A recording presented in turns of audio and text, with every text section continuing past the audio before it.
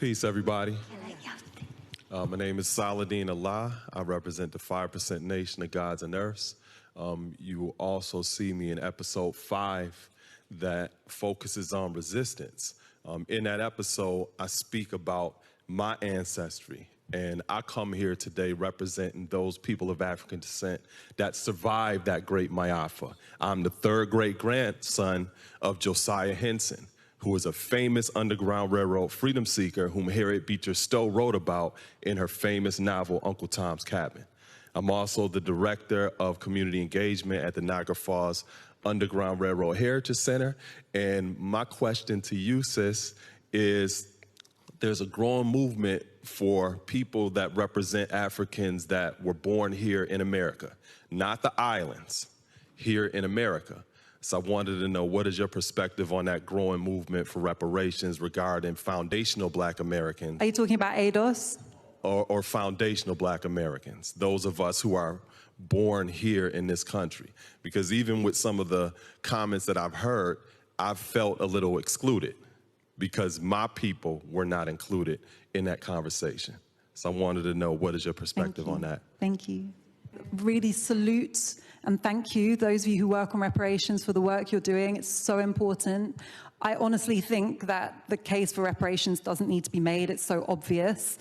I think that it's been said to me by a British government minister that the reason Britain has not offered an apology for the enslavement of Africans is because they know an apology would pave the way for reparations, and they know that, and they will admit it off the record, and that is why they won't apologize, and that's why it is ludicrous that they won't apologize, and that's why we continue to fight for an apology. So thank you for the work that you're doing on reparations. I fully support the call for us to take up that mantle, and not just because of the economic case for reparations, but because of what it represents, which is, we live in a global capitalist system. This is how we acknowledge wrongdoing. It is by economic reparation.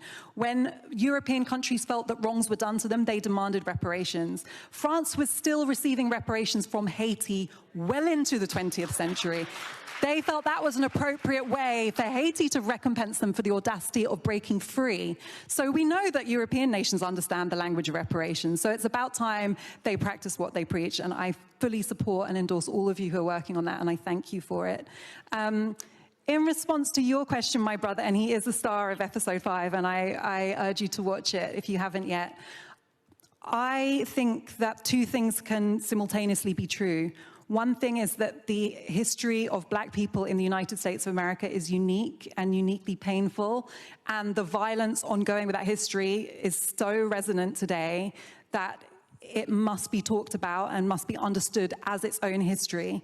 But I also believe that the separation of people of African heritage who were affected by enslavement throughout the world, nothing good comes from that separation. And one of the best pieces of evidence for that is how hard white supremacist systems worked to separate us. And if they work to separate us, we know we need to come back together. So I don't think that we are in competition with each other. And the thing that worries me about these movements is a divide and rule mentality. We know how effective that can be. I think we have to resist it. That doesn't mean we shouldn't be relentless in our pursuit of truth and understanding the different experiences that we all have.